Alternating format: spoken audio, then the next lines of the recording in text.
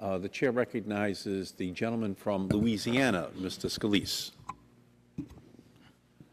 Thank you, Mr. Chairman. I appreciate the hearings you've scheduled this week. However, I'm very concerned about how we plan to mark up this bill while the details of how the administration intends to issue exemptions versus auctioning permits off is not included in the draft of this bill.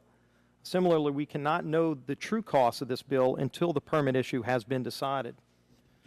While the debate on the causes of climate change are far from settled, as well as the cost of this bill, what has not been disputed is the fact that a cap-and-trade energy tax will cost this country millions of good jobs and will force the average American family to pay thousands of dollars in increased energy costs. This bill is expected to raise over $640 billion in new taxes on energy. Even the Congressional Budget Office notes, regardless of how the allowances were distributed, most of the cost of meeting a cap on CO2 emissions would be borne by consumers who would face persistently higher prices for products such as electricity and gasoline.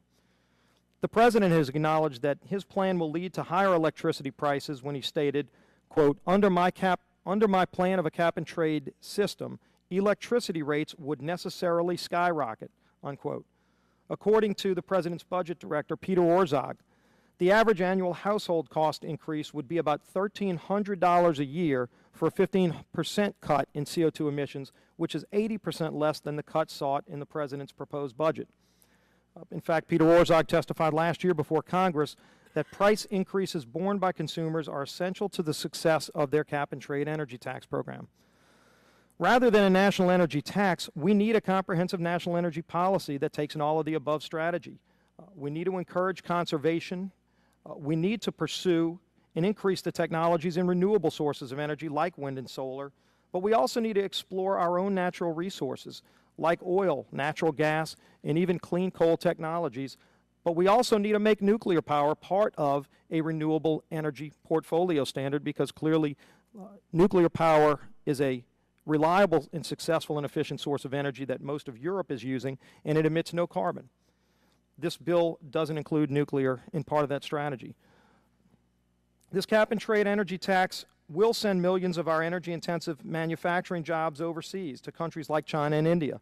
According to the National Association of Manufacturers, an estimated 3 to 4 million net American jobs will be lost under a cap-and-trade energy tax. Some estimates on job losses go even higher, well over 7 million jobs that would be lost in our American economy. Surely at a time when we need to be creating jobs, this bill goes in the opposite direction. Moving into a cap-and-trade tax system would place the United States economy at a distinct competitive disadvantage because it would place additional costs on American manufacturers and cede market share to overseas competitors that are not subject to the limits on greenhouse gas emissions. What this bill will do is redistribute wealth from American families and consumers to special interests. As we speak, deals are being cut right now with special interest groups to grant them free allowances in exchange for their support on this legislation.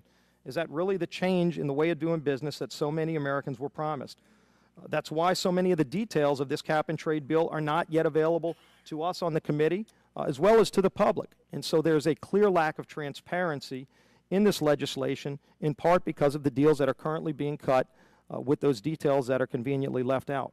Furthermore, a government-run cap-and-trade system smothers innovation since companies are artificially constrained in their economic activities, and this will dampen the incentive to create new products and services.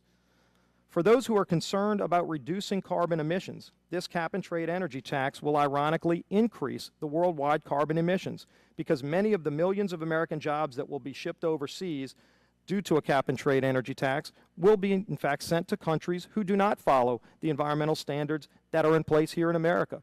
So while those jobs will be shipped overseas and will lose that economic opportunity here in our country, the countries that don't participate in cap-and-trade, like China, India, and others, actually emit more carbon in the way that they produce the same goods.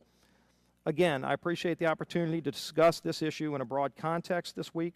However, without the details on some of the most significant portions of the bill, this committee is doing a disservice to the American people by purporting to have a real hearing on a bill that is very incomplete.